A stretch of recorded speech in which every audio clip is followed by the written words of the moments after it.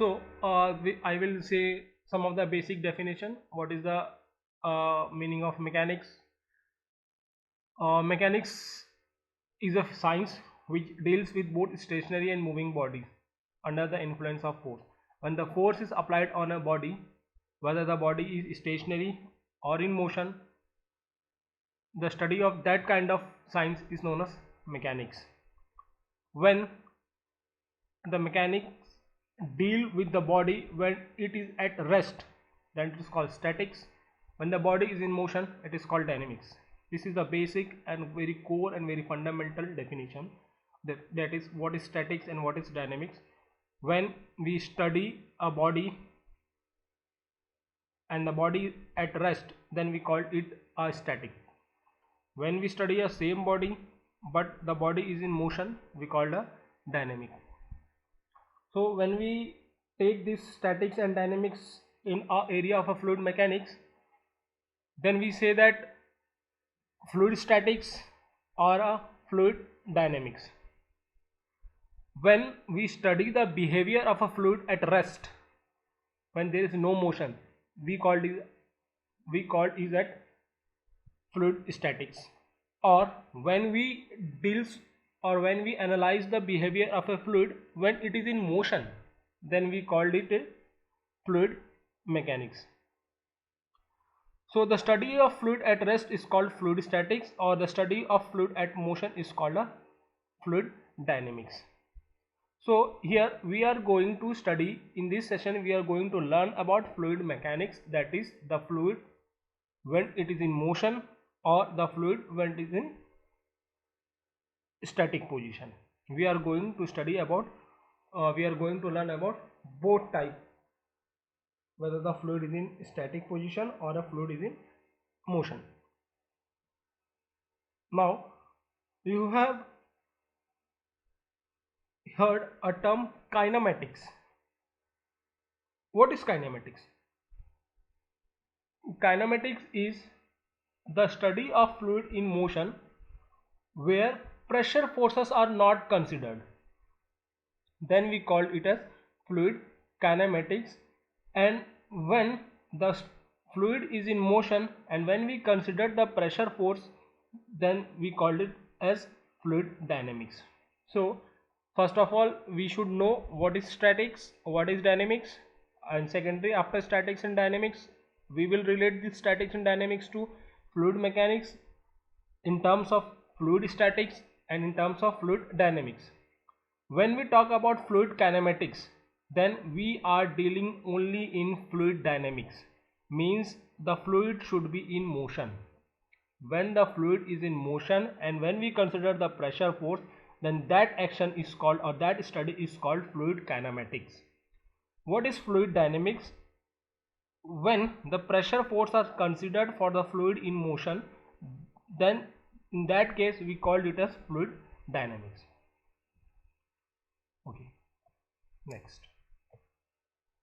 Now the fluid mechanics, we studied the fluid dynamics, and then fluid mechanics is also divided into categories. We called it fluid hydrodynamics, and hydraulics is also a subcategory of hydrodynamics. What is hydrodynamics?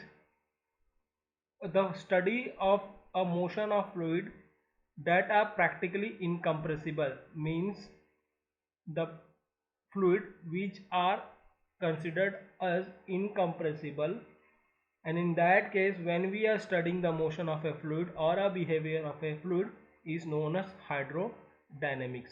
That means when we deal with the liquid flows in pipes or in open channel, we can say that the fluid is in hydrodynamics.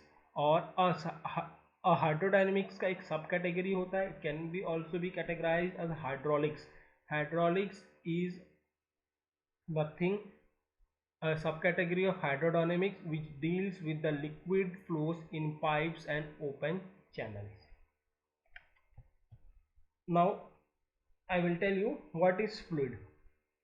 We know that a substance exists in 3 phases. Substance, किसी भी substance को हम देखेंगे तो उसका हम 3 phase देख सकते हैं. या तो वो सॉलिड फॉर्म में होगा, या वो लिक्विड फॉर्म में होगा या वो गैस फॉर्म में होगा. That is solid, liquid and gas. This is the basic and primary term what we are learning throughout in a science. A substance which is in liquid or a gas is called a fluid. A substance which is a liquid or in gas phase is called a fluid. Now what is the difference between a solid and a fluid? What is the basic difference between a solid and a fluid? Okay, the solid is a substance which can resist to the applied shear force that tends to change its shape. Means solid वो body है या वो face है जब हम उस object पे कितना भी फोर्स लगाए या फोर्स लगाएंगे तो उसका शेप चेंज होने नहीं देता, उसको रेसिस्ट करता है. Means it does not allow to change its shape. It resist the force which is being applied on that substance is called as a solid phase, है ना. But in case of fluid, when we apply a little force, when we apply a small force or a little force, it will continuously deform or changes its shape. Fluid में क्या होगा, जब भी हम उसमें थोड़ा सा भी या हल्का से भी फोर्स अप्लाई किए तो वो अपना शेप कंटिन्यूसली डिफॉर्म होता रहेगा और कंटिन्यूसली चेंज होता रहेगा. हल्का सा भी लगाए या थोड़ा सा भी लगाए, no matters, it doesn't matter how small is the quantity of force. ये कभी भी मायने नहीं रखता फ्लूइड के केस में कि कितना स्मॉल क्वांटिटी ऑफ फोर्स हम अप्लाई कर रहे हैं. हम जैसे ही फ्लूइड पे हम उस फ्लूइड सब्सटेंस पे हम फोर्स अप्लाई करें वो अपना शेप चेंज करता रहेगा और वो कंटिन्यूसली करता रहेगा. But in a case of solid it will resist the deformation. कुछ हद तक वो रेसिस्ट करेगा. If we apply a force greater than its resistance capacity, then that object or solid object will get destroyed. वो या तो टूट जाएगा, वो फेल हो जाएगा. This is the basic difference between a solid and a fluid. Fluid is generally a liquid or a gas. आप कोई भी लिक्विड देखिए, पानी देखिए, पानी में आप थोड़ा सा भी फोर्स लगाएंगे वो अपना शेप चेंज करेगा और कंटिन्यूसली चेंज करेगा. Whether in a gas also, if we apply a little bit of force it will start expanding or contracting, वो अपना deformation करेगा. So this is the basic difference between a solid and a fluid. See here I have in a tabular format I have shown you the difference between a liquid and gas. Now liquid and gas both are fluid, but there also we can find some differences. Liquid, it is very difficult to compress and often regarded as incompressible. हम fluid को generally ये consider करते हैं और it is referred as that fluid are incompressible, whereas gas are easily to compress. Liquid में fixed volume होता है और वो जिस कंटेनर में रखा जाए वो उसका शेप ले लेता है. अगर हम एक वाटर को अगर किसी हम ग्लास में फिल करें तो it will take the shape of a glass. But in a case of a gas there is no fixed volume, it will change, volume will expand to fill the containing vessel. Means अगर उस glass में मैं अगर gas भरूं, same glass में मैंने water भरा, same glass में मैंने गैस भरा, तो वाटर क्या होगा, उस ग्लास का शेप ले लेगा और जितना मैंने पानी भरा है वहीं तक उसका सरफेस रहेगा. उसके ऊपर अगर खाली रहा तो लिक्विड खाली रहेगा, मतलब ग्लास खाली रहेगा. But in case of gas, मैं अगर उसी ग्लास में गैस भरता हूँ तो गैस क्या करेगा, पूरे के पूरे ग्लास को कवर करने की कोशिश करेगा. That means it doesn't have any fixed volume. Liquid के केस में हम फ्री सरफेस हम फाइंड कर सकते हैं. We can easily see the free surface if the volume of container is greater than the liquid. अगर मैं 1 लीटर पानी 2 लीटर वाले बोतल में भरता हूँ तो 1 लीटर तक तो पानी भरा रहेगा, बाकी पूरा ऊपर का सरफेस बोतल का खाली रहेगा. बट अगर 1 लीटर के 1 किलोग्राम 2 किलोग्राम के बोतल में अगर मैं 1 किलोग्राम गैस भरता हूँ तो गैस क्या करेगा, पूरे ही बोतल के वॉल्यूम को कवर करने की कोशिश करेगा, उसमें कोई फ्री सरफेस नहीं रहता है. Now, application of fluid mechanics. I have given you here some uh, a specific application, but it has a very wide application. In mechanical engineering, we can see design of pumps, turbine, air conditioning, pollution control unit, and every equipment. We can see the application of fluid mechanics, uh, design and analysis of boats, submarine, jet engines, wind turbine, natural gas, pipes, everything. Turbo machinery, we have seen pumps, turbine, fan, blower, propeller. In automobile also ICs, air conditioning, fuel flow, aerodynamics conditioning. Oil and gas में हम pipeline में देख सकते हैं, pump में, valve में, offshore oil spill में, cleanup में, और ऑफशोर रिग में. Everywhere we can find the application of fluid mechanics. These are the some specific application. For more application you can go through the book, that is Sengel, Eunice Sengel. Next we move on to the classification of fluid flow. How the fluid flows are classified, not the fluid, how the fluid is being classified. It is written here, the classification of fluid flows, how the flows of fluid are classified. First is a viscous flow and a non-viscous flow. When two fluid layers are related to each other, a friction force develop between them. जब भी fluid के दो layer होंगे, whenever there is a two layer of fluid and they are having the relative velocity or moving relative to each other, then we will see a friction force. And friction force क्या करेगा, उसमें slow वाला layer restrict करेगा fast वाले layer को move करने के लिए. It will slow down the speed of the fast moving layer, है ना.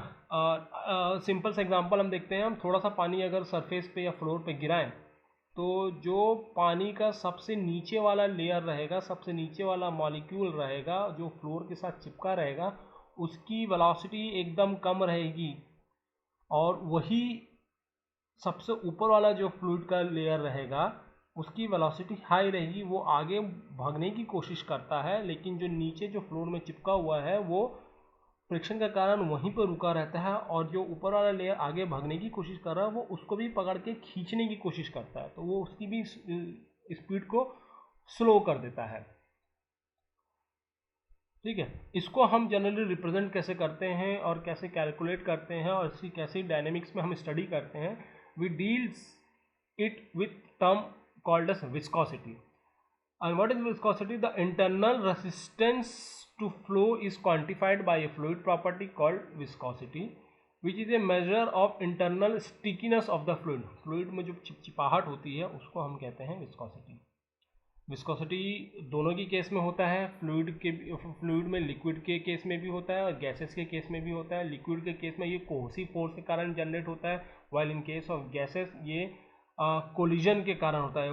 मॉलिक्यूलर कोलिजन, गैसेस में क्या होता है, मॉलिक्यूल्स दूर दूर होते हैं तो उनके आपसी में कोलाइड होते हैं, एक दूसरे से टकराते हैं, तो उसके कारण उनमें विस्कोसिटी हम देख सकते हैं. There is no fluid with zero viscosity, it is an ideal property. ऐसा कोई सा फ्लूइड नहीं है जिसमें विस्कोसिटी ज़ीरो होगी. कुछ हद तक तो उसमें विस्कोसिटी होगी, कुछ हद तक उसमें चिपचिपाहट रहती है.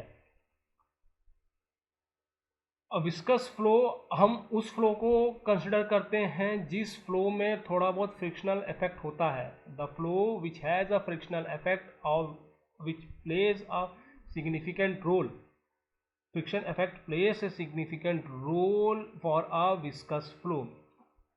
The last point I have written here, the flow in which the frictional effect are significant are called viscous flow. Are called viscous flow. Means the flow can only be termed as viscous flow when there is a frictional effect in that flow. Next, internal और external flow. ये depend करता है कि flow कैसा हो रहा है. As from the topic or from the name itself we can identify the internal and external flow. internal मतलब अंदर, external मतलब ऊपर. जब कोई भी फ्लो पाइप के अंदर हो रहा है या किसी भी क्लोज डोमेन के अंदर हो रहा है तो हम उसको कहते हैं इंटरनल फ्लो. जब कोई भी फ्लो पाइप के बाहरी सतह पे हो रहा है या सरफेस पे हो रहा है then we called as external flow. Next, compressible and incompressible flow. Compressible and incompressible flow जो है हमारा वो एक बेसिक प्रॉपर्टी पे डिपेंड करता है फ्लूइड के, that is density. See, a flow is said to be incompressible if the density remains constant throughout. A flow is said to be incompressible if the density remains nearly constant throughout. जब fluid का density constant रहेगा तभी हम कह सकते हैं कि that fluid is incompressible. The density of liquid are essentially constant and thus the flow of liquid is typically incompressible. Therefore, liquid are usually referred to as incompressible substance. Here I have written each and every point. If you will go through this slide, you will identify how the compressible and incompressible flow can be differentiated. Now, this is very important: laminar and turbulent flow. Whenever we see a fluid flowing through a surface or a channel or in a tube, we will find that sometime we see a smooth flow, sometime we see a turbulent flow, sometime we see a medium turbulency in the flow. So that kind of flow is called a laminar or transition flow or a turbulent flow. This type of flow, or a laminar flow or a turbulent flow, can be characterized or can be classified or can be differentiated by a term called Reynolds number.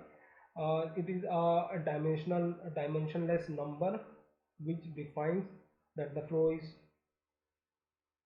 laminar or a turbulent. If a flow is through a open channel or there is an external flow, उसके लिए Reynold number दूसरा होता है. If there is an internal flow, that means flow is inside a pipe और a close domain, तो उसके लिए Reynold number different होता है. और रेनॉल्ड नंबर के वेरिएशन पे ही हम क्लासीफाई करते हैं कि ये फ्लो हमारा लेमिनार है या टर्बुलेंट है या ट्रांजिशन फ्लो है. सी, जो फ्लो बहुत ही स्मूथ होता है उसको हम कहते हैं लेमिनार फ्लो. ये बहुत ही कम और बहुत ही आइडियल केस होता है. When there is a very high disturbance in the flow and there is no any smooth layer, then we called it as a turbulent flow. और laminar flow और turbulent flow के बीच में जो flow होता है उसको बोलते हैं हम transitional flow. A flow that alternates between the laminar and a turbulent is called a transitional flow. See, where we can see the laminar flow, a flow of high viscosity fluid, जिस fluid में stickiness मतलब चिपचिपाहट ज़्यादा होगा और उस fluid को अगर हम लो वेलोसिटी से फ्लो होता है तब हम उसमें देख सकते हैं कि लेमिनार फ्लो की कंडीशन हम उसमें ऑब्जर्व कर सकते हैं. एकदम प्योर लेमिनार की तो मैं बात नहीं कर सकता, बट टिपिकली लेमिनार हम ऑब्जर्व कर सकते हैं.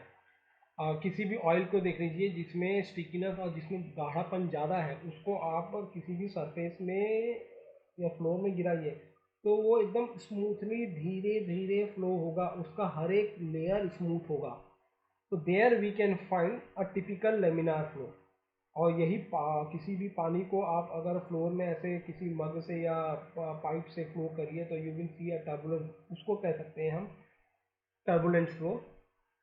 दिस इज द बेसिक और what we can observe with our daily application, और हम एक जनरल सा आइडिया दिया हूँ. But for the laminar flow वो उसके लिए बहुत ही हमें हाईली प्रिसाइज लैब होनी चाहिए लेमिनार फ्लो जनरेट करने के लिए.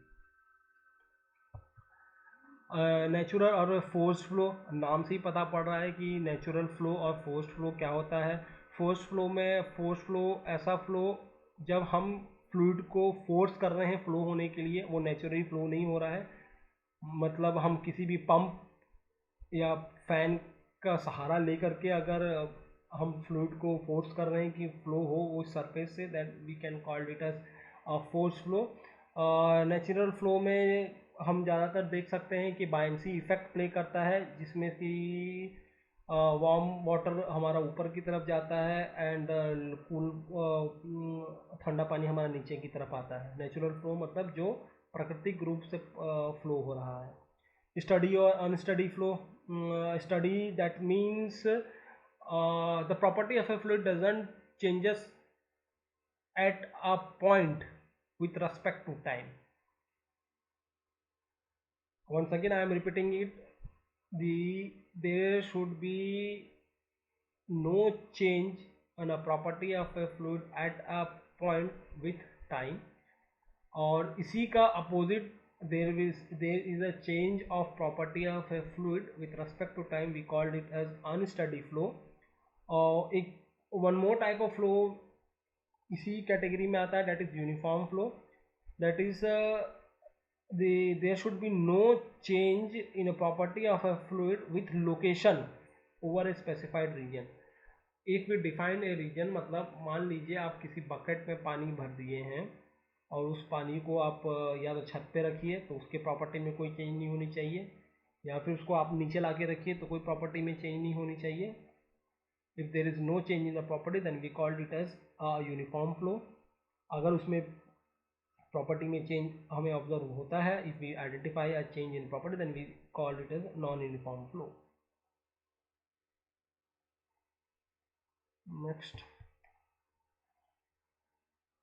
there are some more properties किस पे डिपेंड होता है? there are two types of property, intensive property and extensive property। intensive property are those property which are independent of a mass of a system such as temperature, pressure and density, and the extensive property are those values which depends upon the mass of the system or size of the system। that is for example we call momentum is generally p equals to mv, mass into velocity। if mass increases then momentum increases, so momentum is a extensive property। these are the basic what you have already learned or gone through in a thermodynamics also। in the very first class there is two types of property, intensive property and extensive property। see, now we will come about the properties of a fluid। some first property or basic property is density or mass density। don't get confused, mass density को ही हम density कहते हैं और density को ही हम मास कहते हैं। हिंदी में डेंसिटी का मतलब हम कहना चाहेंगे घनत्व। It is the ratio of mass of a fluid to its volume. Mass of a fluid to its volume, it is denoted by rho. इसका एसआई यूनिट होता है kg per metre cube, kg per cubic metre, kg per metre cube. The density of liquid is considered as constant while that of gases changes with the variation of pressure and temperature। liquid का density हम consider करते हैं constant है because liquid are generally incompressible। pressure temperature के साथ कोई variation नहीं होता, but in terms of gases we can't call density as a constant property because it changes, or we can observe the variation of density with respect to pressure and temperature। mathematically it is calculated as mass of fluid upon volume of fluid। now one more property, that is specific weight or weight density। specific weight or weight density, it is defined as the ratio between the weight of a fluid to its volume, weight per unit volume। that means in a single or in a two term, weight per unit volume of a fluid, it is denoted by W। Weight इसे कैसे calculate करते हैं? Weight of fluid upon volume of fluid. यहाँ पे weight है, मास नहीं है। इसके पहले वाले में मास डेंसिटी में मास था, यहाँ पे वेट है। And how weight is calculated? Mass of fluid into g, m g, mass of fluid into g. G is acceleration due to gravity which is 9.81 upon volume of fluid. तो W equals to rho g. Specific gravity है ratio of weight density of a fluid to a standard fluid. specific gravity is a weight density of a fluid divided by a weight density of a standard fluid. Standard fluid, that means a ideal fluid. In terms of liquid we consider water as a standard fluid, and in terms of gas we consider air as a standard fluid. जब भी liquid की specific gravity निकालने की बात आएगी या calculate करने की बात आएगी तो हमें पता होना चाहिए वेट डेंसिटी उस लिक्विड का जिसे हमें कैलकुलेट करना है, उसको हम डिवाइड कर देंगे वेट डेंसिटी ऑफ वाटर का, तो हमें मिल जाएगा उस लिक्विड का स्पेसिफिक ग्रेविटी जिससे हमें निकालना है। गैस के टर्म में हम wait density of gas divided by weight density of air, because air is a standard gas.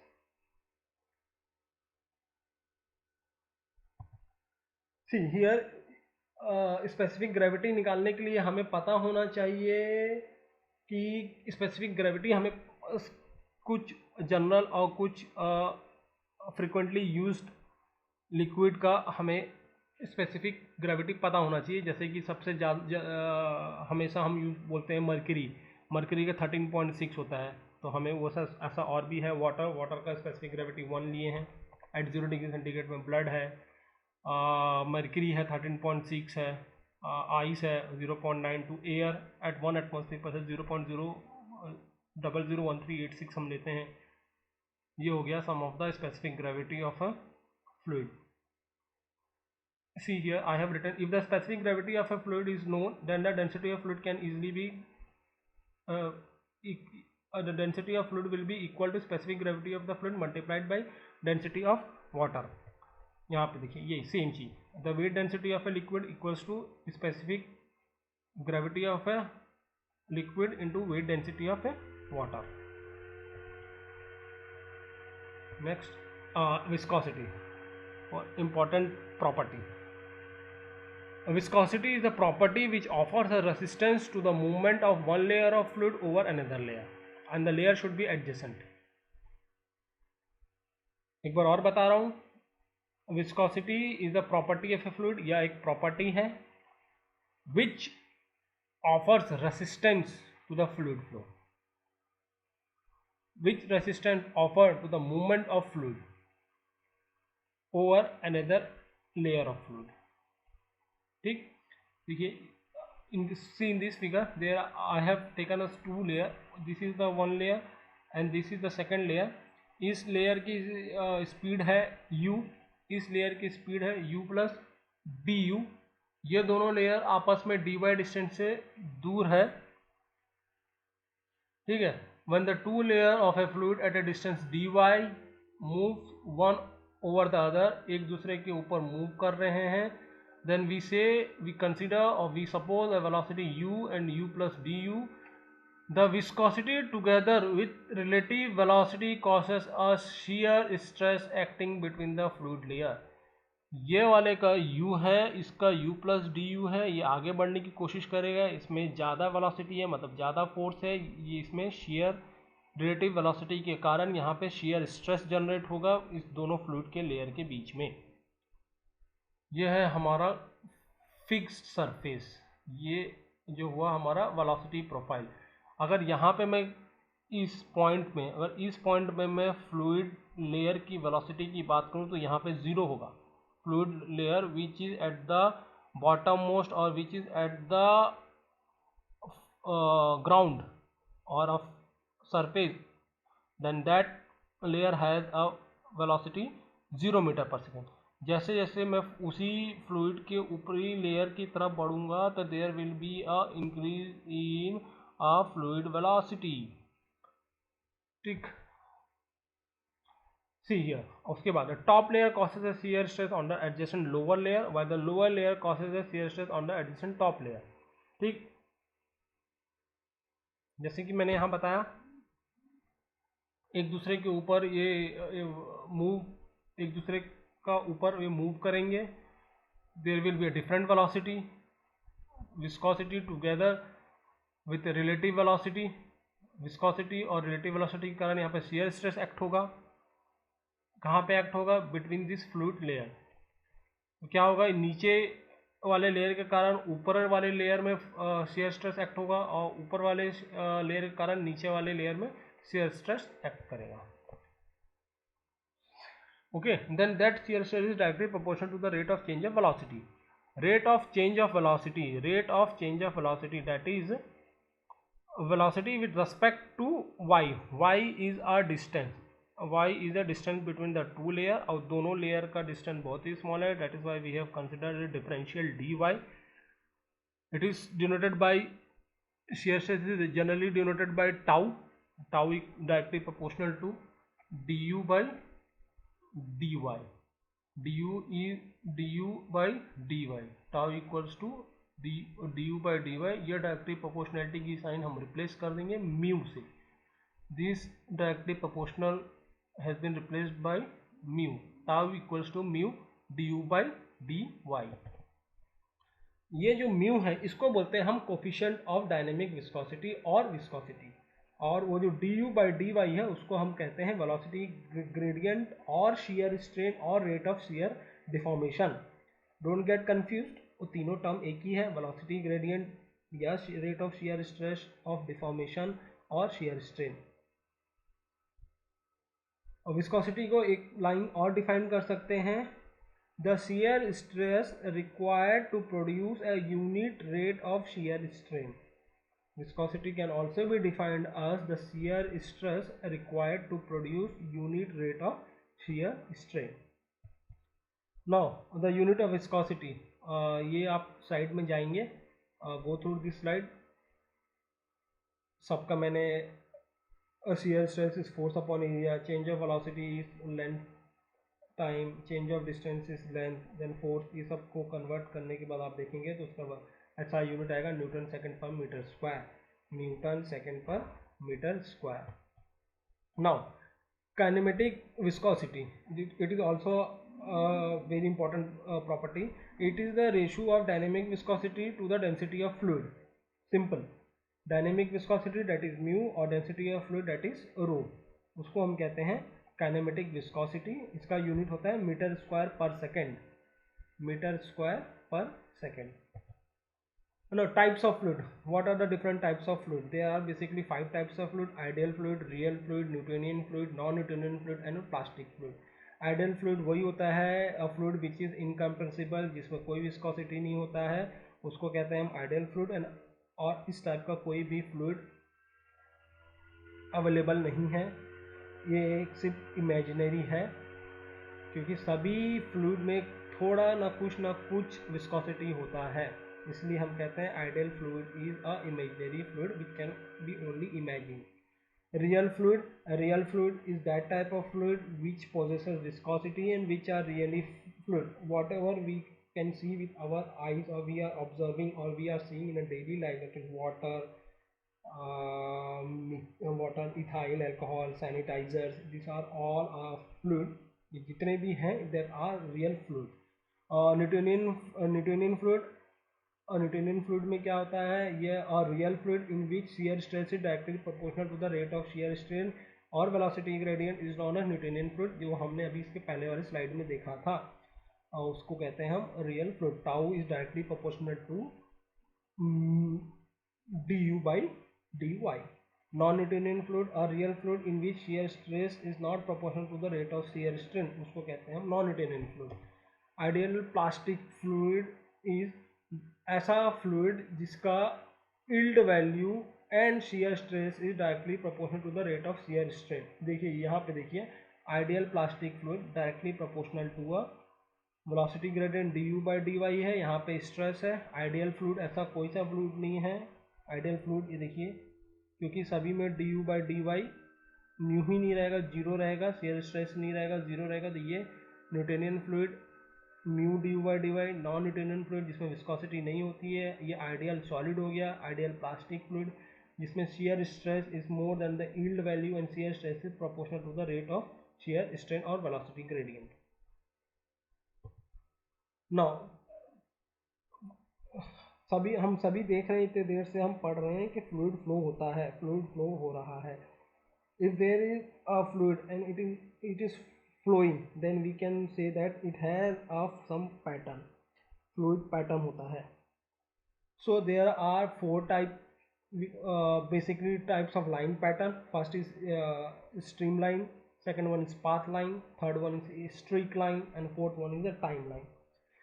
Streamline is a line everywhere tangent to the velocity vector at a given instant. ठीक है. Path line is the actual path traversed by a given fluid. Streak line is the locus of a particle that have earlier passed through a prescribed point. A timeline is a set of fluid particles that form a line at a given instant. मतलब streak line में बहुत ही confusion है, क्योंकि streak line generally confusion होता है हमें stream line और path line के लिए. while the three flow patterns are identical in steady flow, they can be quite different in a unsteady flow. The difference is that a streamline represents an instantaneous flow pattern at a given instant in time, while a streak line and a path line are flow patterns that have some age and some time history associated with them. They are not at an instant of time. If the flow is steady, streamline, path line and streak line are identical अगर flow steady है तो.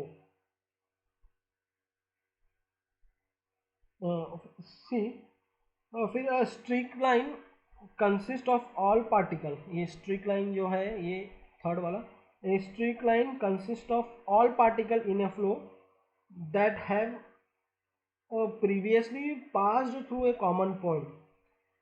Streak line are basically a more laboratory tool. ये हमें and then analytical tool. Analytically इसको analyze करना बहुत मुश्किल है. Laboratory with the help of some CFD software we can see the streak line कि कैसे हर एक पार्टिकल का लोकस बना है फ्लो पैटर्न पे.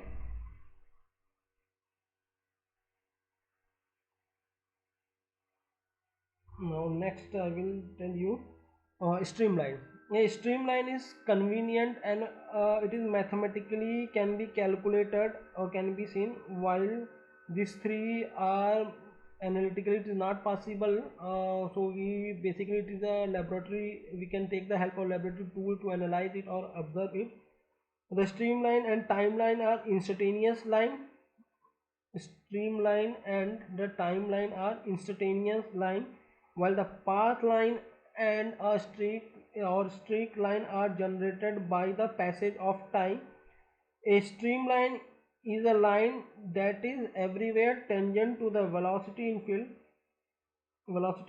If the flow is steady, nothing at a fixed point changes with time, so the streamline are fixed line in space. और जब हमारे पास स्टडी स्टेट कंडीशन होगा और when the flow is steady, so nothing changes at a fixed point, so the stream line are fixed in a the streamline are fixed in space. For unsteady flow, the streamline may changes shape with time. For unsteady flow, the streamline may change shape with time. A path line is a line traced out by a given particle as it flows from one point to another point. See here, I have written a path line is the actual path traversed by a given fluid particle. मतलब traced out by a given particle as it flows from one point to other point. जैसे ही fluid एक point से other point में पहुंचा तो वो जो line वहाँ पे ड्रॉ होगा या वो जो लाइन वहाँ पे जो ट्रेस होगा उसको हम कह सकते हैं path line. These are the some important dimension and units. These are the fundamental unit: length, mass, time, temperature, electric current, amount of light and amount of matter. Fundamentals के बाद हमारे पास इसका सेकेंडरी डायमेंशन होता है जिसको हम कहते हैं डिराइव्ड डायमेंशन, जो हम आगे की स्लाइड में देखेंगे. ये कुछ कन्वर्जन है, nano, micro, milli, centi, deci, deca, hecto, kilo, mega, giga, tera, peta, exa, zetta, yotta. These are the derived quantity. Derived quantity are derived from these fundamental quantities.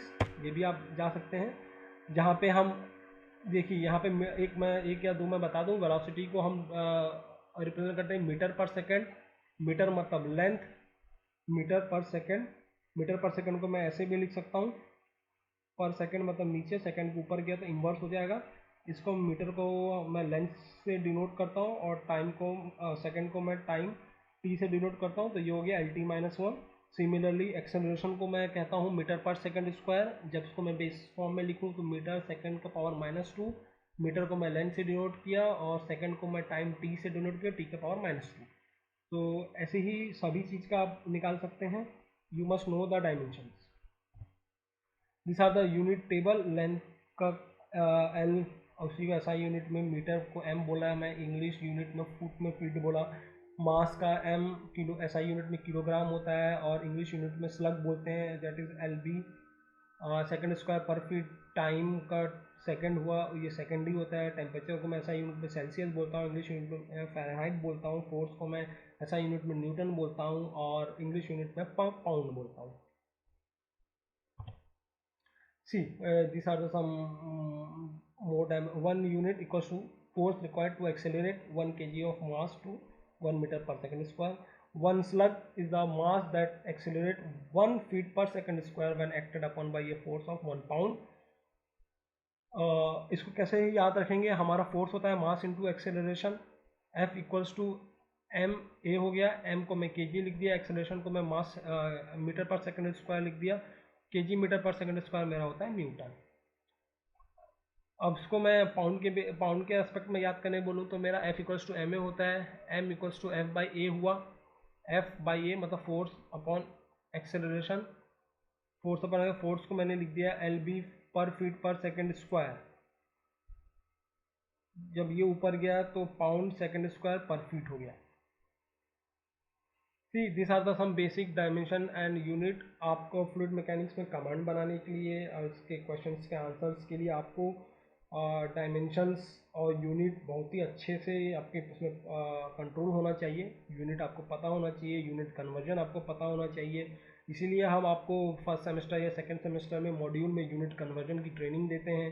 How to convert unit, kilogram से gram में कैसे convert किया जाता है, micro को मिली में, फिर मिली को सेकेंड नैनो में कैसे कन्वर्ट किया जाता है. ये सब हम आप already we are doing this in the department during your training और ड्यूरिंग योर मॉड्यूल सेशन. इसीलिए आपसे कहा जाता है कि अटेंड इट. आपके इन फ्यूचर आपके करियर में ये सब फ़ायदा करेगा.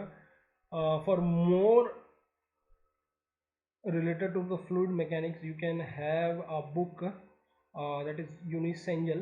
और उसके न्यूमेरिकल के लिए आप प्रेफर कर सकते हैं TMH पब्लिकेशन के सोम एंड विश्वास. So this was the basic definitions and properties and flow patterns which can be fruitful to you in terms of your technical interview or some kind of questions or training sessions which are going to held. Or if the company person asks you some basic definition, you can go through this session, you can have a look on it, you can consult some book for your basic reference and you can prepare yourself for more. Thank you. If you have any query, please write to me on this premkumar.chaurasia@systech.ac.in. I hope you all are fine, staying at your home and enjoying good health.